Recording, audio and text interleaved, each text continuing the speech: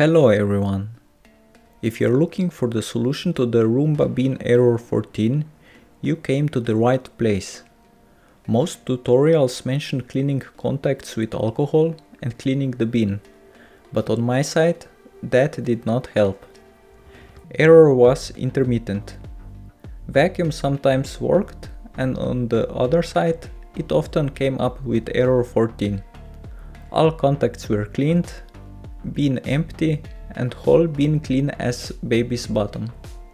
So I disassembled the bin by removing filter first and unscrewing all the visible screws.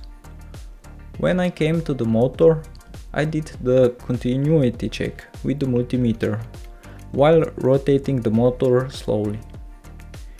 In some positions there was no continuity through the motor, and with some fiddling around with the disassembled bin, I discovered that Roomba flags error 14 when it detects no continuity, which means that bin is not properly inserted, or in this case, motor is partially burnt.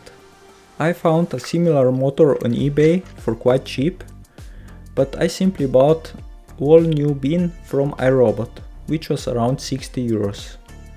This solved this issue with the bin error. Please see additional info in the description below. As always, please support the channel by subscribing, and thanks for watching.